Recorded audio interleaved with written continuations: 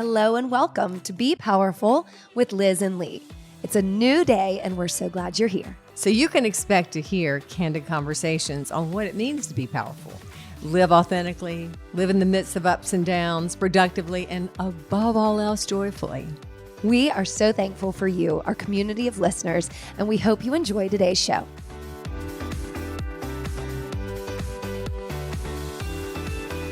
Hi, everybody. Hello, Liz. Hi, Lee. How you doing? Could not be better. My nose was just itchy. Yeah, well, somebody's talking about you.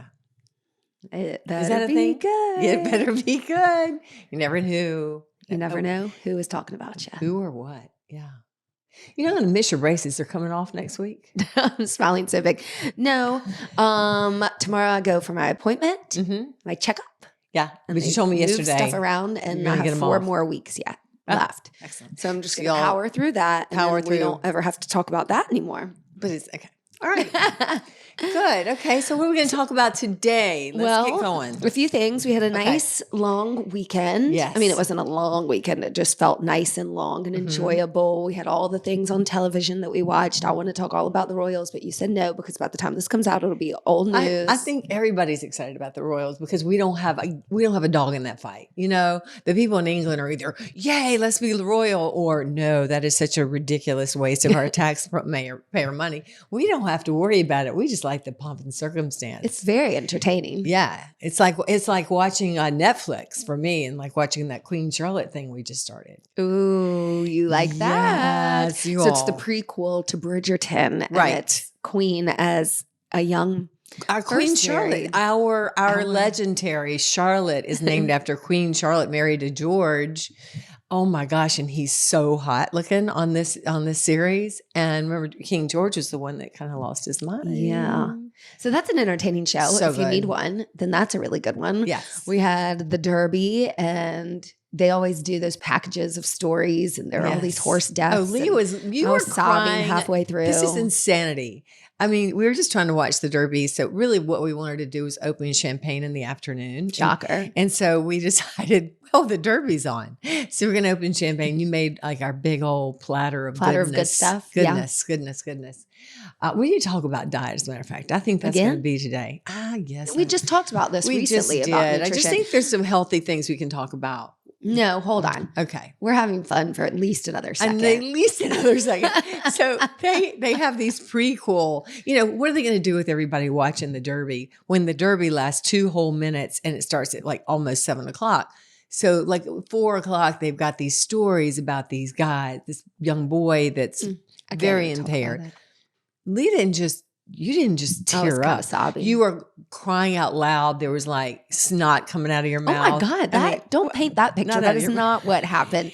was See, like- you tell all the drama of a story and like just go back into acting. You were and loudly modeling. crying. You were loudly I crying. was loudly crying because the moral of the story is it was a child born with a handicap Yeah, it who was really serious. has brought joy and meaning to his life by way this of horse, this horse. who won the race. You ruined the story. Oh, I'm sorry. I was trying to tell a story, but you just jump right in like it's yours. And so that makes Okay, we didn't hear that. So if anybody heard that and they're like, "Why is Lee sobbing?" Yes. But See, you it weren't doesn't make sobbing. any You were sense. not sobbing because the horse won the race. No, but they built it up so big time about this story that your heart is just about to explode or then- your eyes are sobbing. And then they run the race and they're like, "Is Cody's Wish going to win?" You're like, "No, he's going to be last or get I'm hurt thinking and he get could die because all euthanized." those horses had been Yes. dying at the So Kentucky it's Derby. just like, this can't go. This is What just if- and I too kept going, much what if he build dies? up. And so moral of the story is great. Cody's Wish won the Won, race. like by a mile. Yeah, he he came crushed from it. behind, just like Cody. He came from behind and he won. I think that's the moral of the story today. We all can come from behind Yeah. and win. Doesn't matter. Doesn't matter what our place in life is, our set of circumstances in life is. We can do with this life what we want. And that's what Cody and his horse were talking to us about. That's I think you had a good story there, and I can see why you were Yeah, crying you so kind hard. of stole the story. I like It's stealing fine. stories. It's I'm gonna make that fine. story mine. Oh my gosh. All right. So, do you know enough about hormones to talk about it? Sure. I mean, I know enough about a layman's terminology on hormones to talk about it. I want to talk about it.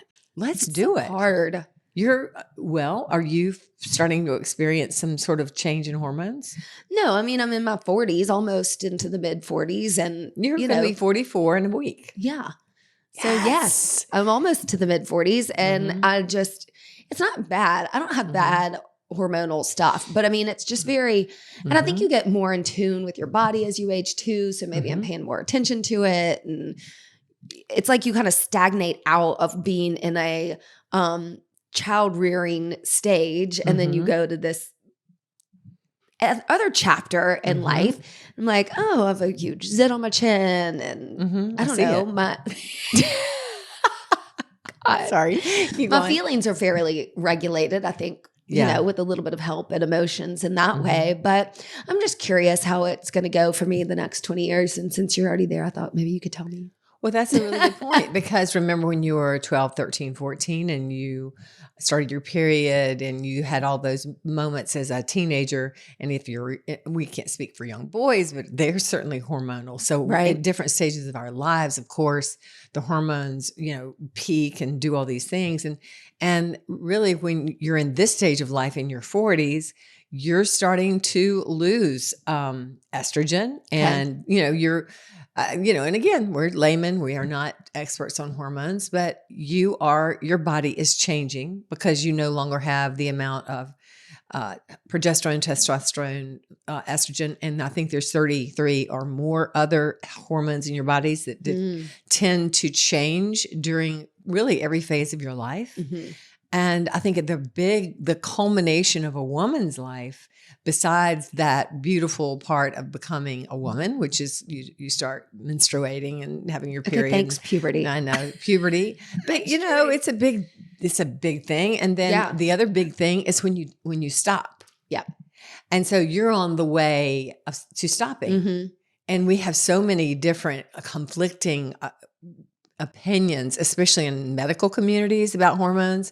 And I know for a fact that women have been disserved in this way. Right. And I think that they still are being disserved. And I think that you have to do your own research. You have to be your own doctor and you have to be your own advocate when you talk to not just one, not just two, but I at least talk to 3, possibly 4. And I continue to talk to doctors to this day about hormone replacement, which I do, and what are the benefits and what are the downs, what are the pros and cons.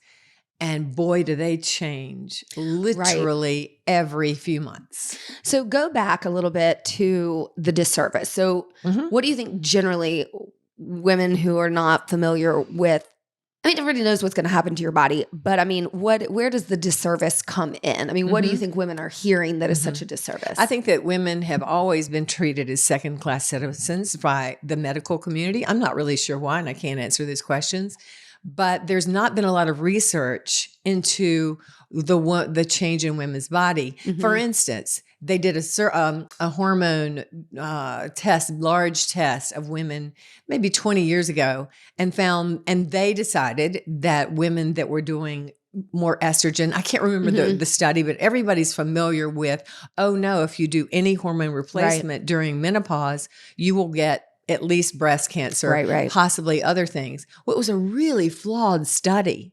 That even when they found out it was flawed, they did not go, oh, wow, sorry, y'all. We've got some other studies we've been working on to help you have an answer. And so now women are on their own, literally, to speak to doctors. And I speak with women every day in our studio that come to me because I am doing hormone replacement therapy. And I have had to do my homework and research. And also I felt like a guinea pig doing it because I wasn't sure, but I went, you know what? I went to a doctor that did bioidentical hormone replacement. Oh, you would think that I was taking heroin up the arm every afternoon if you talk to some doctors on that. Right. And I remember having a doctor in her 40s. she said, "Oh, you're going to this doctor," and I'm not going to name him because he at that point was very controversial, but he's well known now and very respected.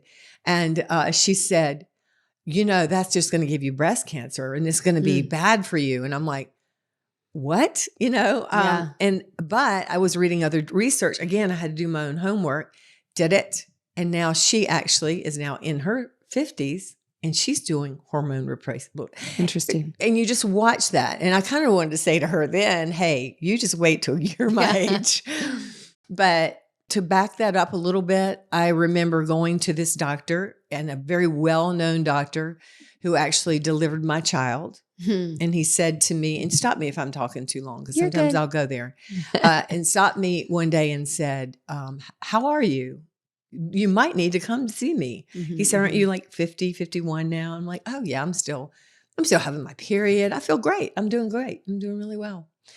And he said, well, are you still on birth control? And I said, yeah. He goes, why? I'm like, well, for the obvious reasons, right? I'm on birth control. And we've been deserved by our doctors. Why is a 51-year-old woman on birth control, right? So he took me off. I went to him. He took me off. What was the very first thing that happened? I had a hot flash, a real one. And so what I learned from that was that estrogen hike that you get in birth control pills, which are basically to keep you from being eggs and sperm and being pregnant, gives you a false sense that you're not in this period of your life. Yes. So anyway, I had the hot flash, went, whoa, that was awful. I feel terrible. I felt horrible. And I think that women really just go, oh, it's just a part of being older now that I have to feel like shit.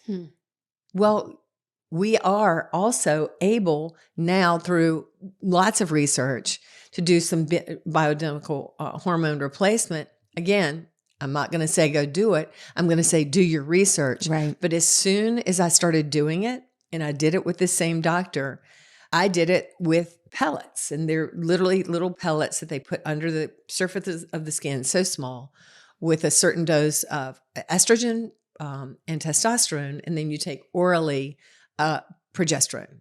I trusted this doctor, and I did it, and the very first thing I felt after 2 weeks of not feeling anything was this surge of real happiness, well-beingness, the glass being half full instead of half empty. And the energy that came back to me was like, I wrote him a letter, and I think he put it in his book, that I felt like I was 28 again. And that was just simply balancing out my hormones because I was in the middle of going through menopause. That's so interesting. We all know how important it is to fuel yourself just right every morning. Liz, what's your jet fuel? It's the HSM smoothie, of course. Obviously. But also, I've got a new little thing. You've got a new friend?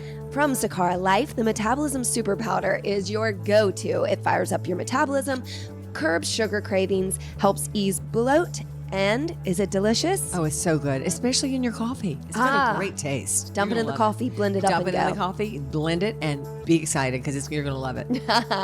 Y'all go to sakaralife.com. When you check out, you'll receive 20% off your order, which is a great deal, by using the code XOLizHSM. That's XOLIZHSM for 20% off your order at sakaralife.com. You do know a lot about hormones and your experience of it. And I mean, again, we can say that I rely a lot on you and know that you've done a lot of research and worked with different doctors over time. But again, everybody is different and walk your own path. But I think this find your own doctor. Right. An interesting topic. And one thing that I never really thought about until you said it that way was we're on synthetic hormones of birth control at a very young age. And that's interesting that women who would like to be on hormones later, that kind of has a negative connotation. And you'd think, well, wait, synthetic hormones have been going on for a really long time. So why at this point is that bad? And I know there have been things about, going into menopause to a certain level and then throwing it Right. back, I think, is a Right. problem that probably has caused some issues. I mean, that makes sense. If your body is on its own going through menopause, I think if it goes there a certain way and then you try to hormone replacement therapy, that can probably throw you out of whack. So is it, I guess, and you probably don't know like an exact scientific answer, Actually but do. is there a point of no return? Like you got to catch I think it. there is. You've got to address, hormone replacement therapy at a certain time. At some point, it's too late. I have not talked to my specific doctor about this, but I've talked to another doctor that does this hormone replacement. And she said to me, it's really wise to do it on 10 years on either side of your menopausal time. So if you start hormone replacement within 10 years before, or you do it maybe within 10 years after you've gone through menopause, you're in a safer zone. Now, again, but how do you know when you're going to go through menopause? That's just you're going to know. Guess. You're going to know. And wait. You're going to know 10 years before you go through menopause?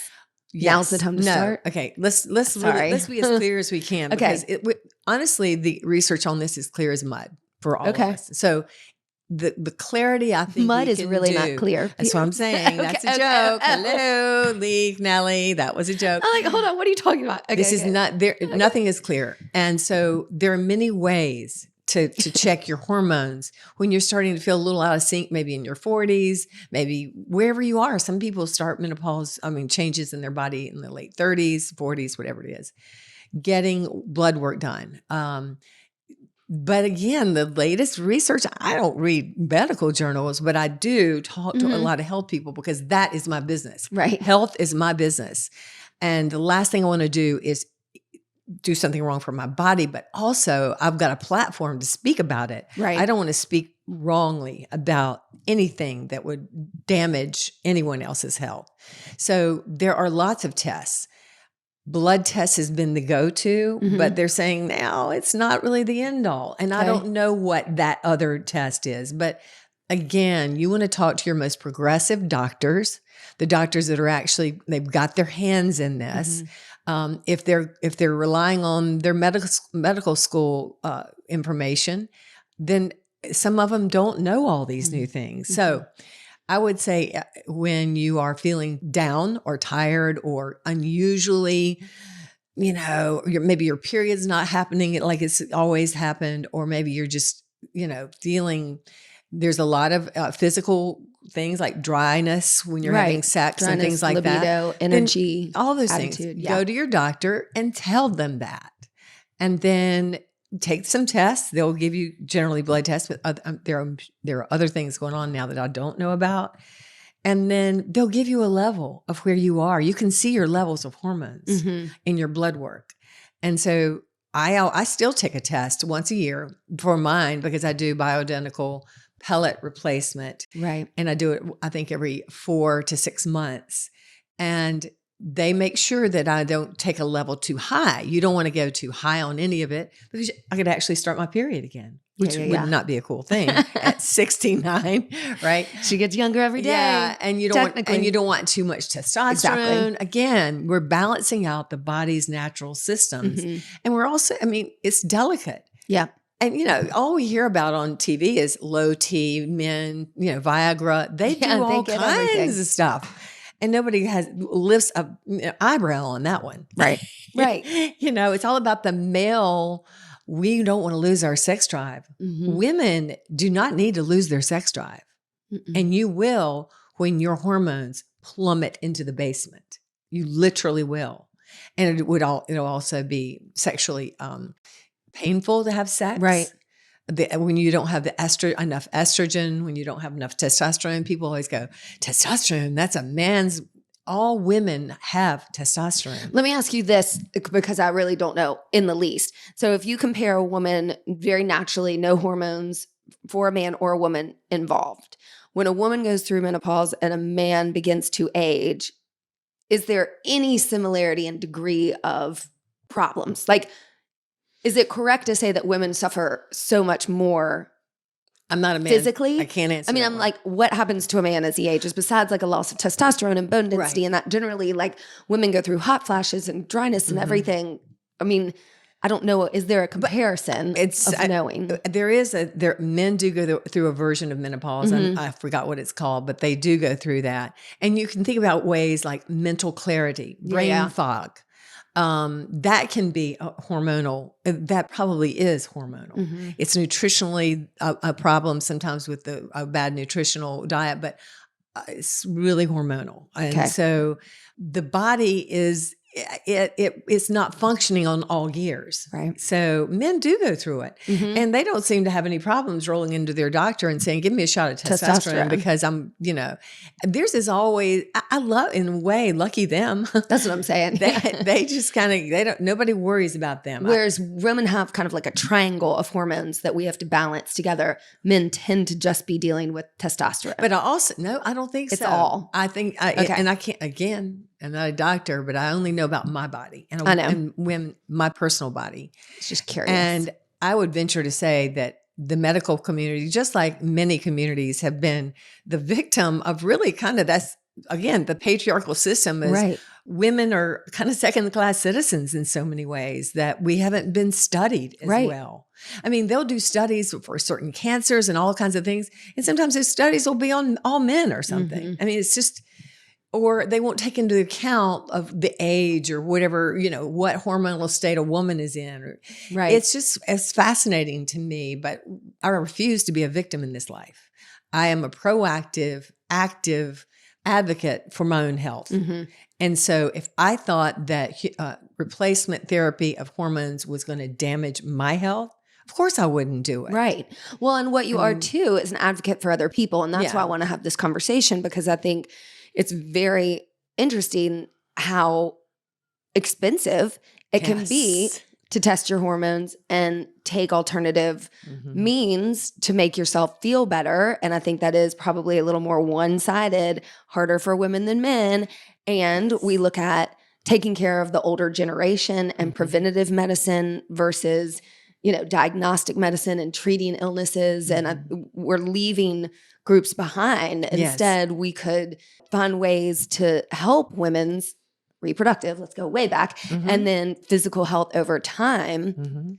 Well, you know what it is? It's big pharma. The big pharmaceutical companies are not invested in the health of your body. Right. They are invested in treating the disease. Selling their medicine and treating disease. They make money for you to take Lunesta or something, or one of the sleep aids, or one of the moody aid, whatever. I don't even know the names of them, Lexapro or something.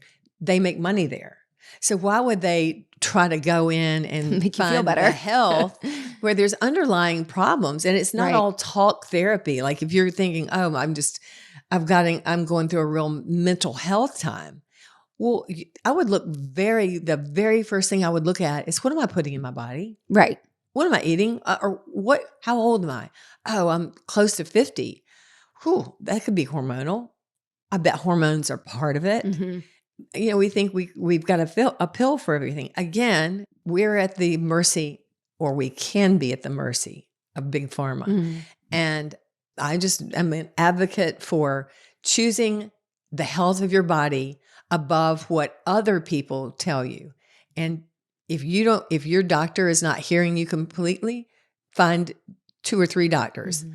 You don't talk to one person about, one thing. I mean, no, anytime we have troubles, we go survey the crowd. What do you think? Yeah. You look at it, and I think a lot of women go through childbearing years, those who do, with your OBGYN. And then once you're past having children or childbearing age, a lot of women I know don't go to a regular even intern. And often just stay with their OB. So I think it's about prioritizing, your health, so that you do have a consistent check-in. I mean, that's very basic. But everyone needs an internist. We become, I think it's easy for women to kind of just leave that and not take care of themselves. And then I want to go back to blood work and testing as part of that, because your hormones can change day to day, and we tweak and month to month. And so starting early with someone of that might not say, oh, you took a blood test and therefore now we know you need hormones. It might say, this looks pretty good. Next year, what is the baseline? So having that blood work baseline Mm-hmm.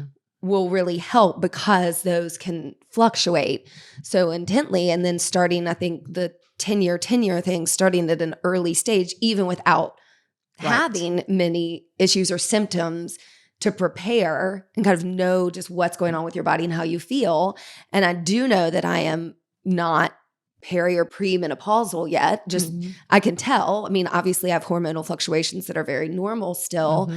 And it's a very guinea pig-esque concept and journey. And so to continue to be aware as early as you can, that you have the time to kind of work on it and see how your body's feeling and know, well, I'm having some fluctuations, but that goes back directly to, let's look at the other things in my life.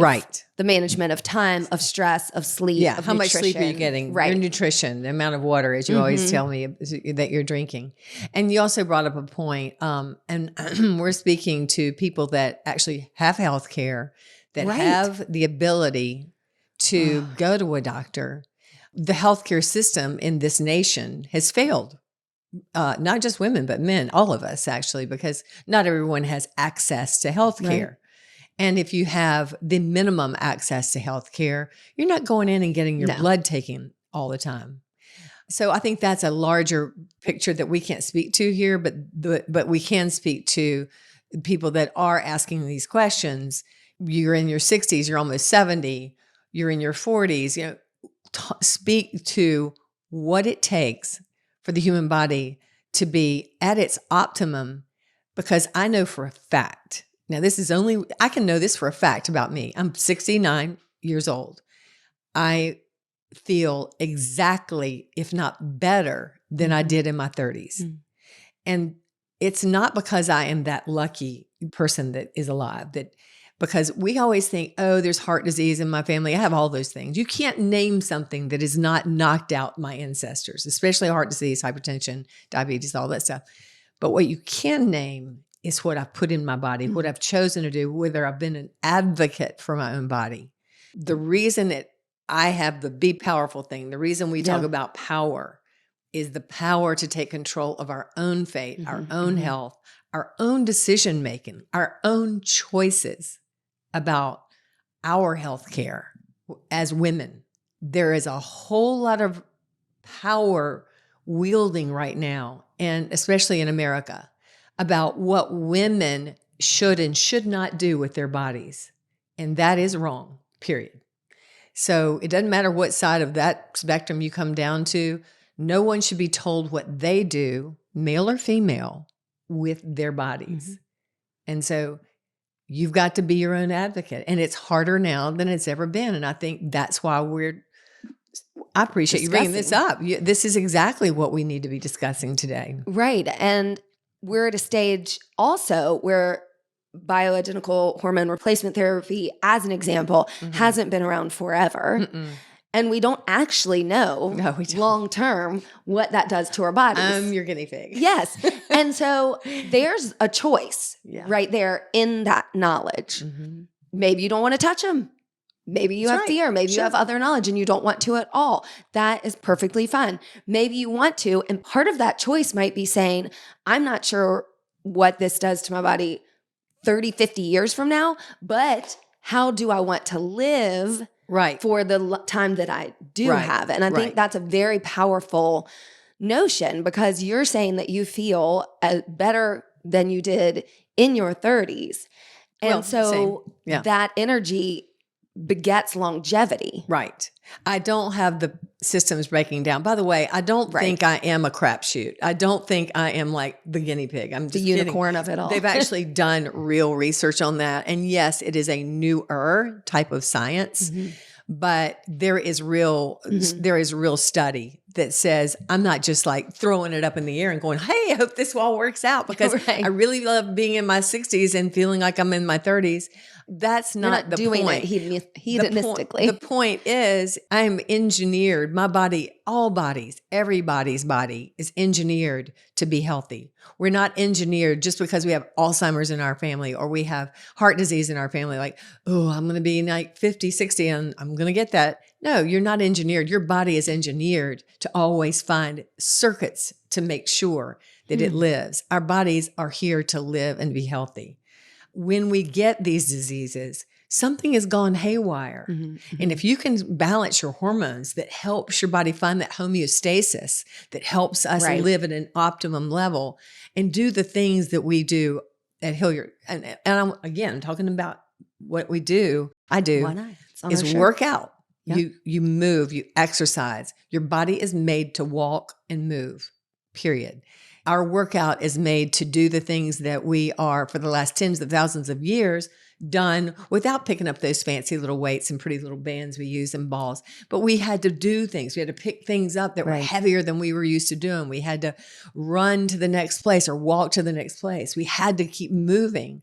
And we're in a sedentary society. So hormone replacement is one of those things. There's the exercise. There is the things we put in our mouth.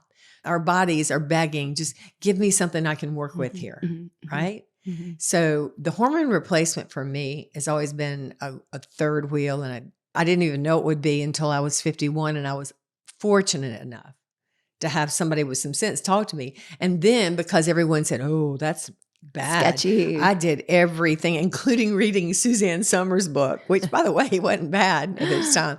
I read every book I could get my hands on. Yeah. So for the women that went before us, like my mother, they had a rough time. We have choices now.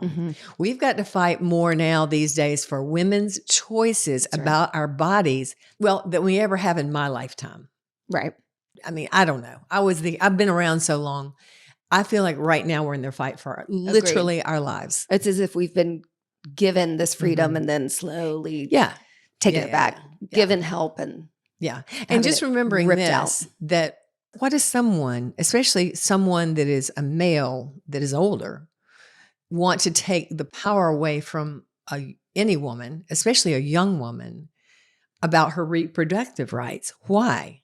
That has nothing to do with religion. That has everything to do with power. You may choose to do whatever you want to do, or it doesn't matter. I'm not talking pro-choice, pro-life. I'm talking power. Speaking power to over people, to take something away, a freedom away. And that's wrong. So that woman needs to be able to make her choice, what she chooses to do with her reproductive or with her body in any way, period.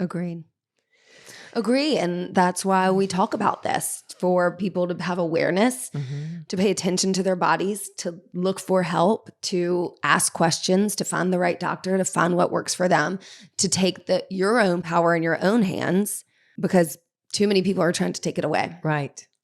So we've got to help each other out. We do have to help each other out and maybe step away from taking sides.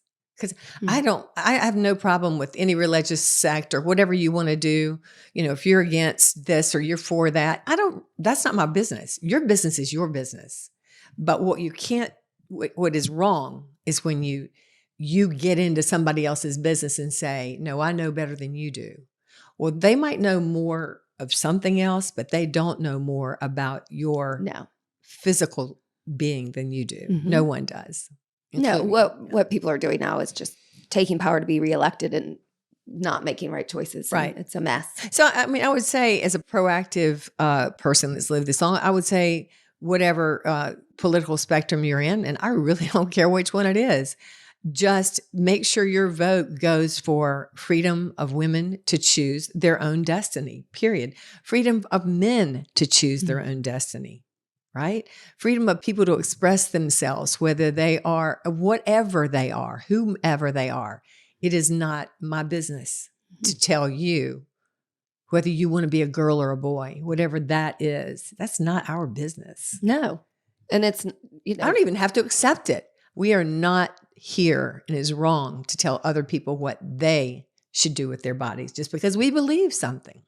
There you go. Went from hormones to that, didn't it? Okay. No, and I thank you for explaining your journey. I mean, it is very personal and people have a lot of opinions about it, and you're a walking testament to health and it works for you. And so I'm glad to have that knowledge of some options out there, and it might not work for me, and that's okay. Right. Exactly. I mean, it might not. There's no judgment. There's no shame. There's no should. There's no whatever. It's about your experience, my experience, is how we share that, what we've learned, and how to everybody- live our lives to the best of our.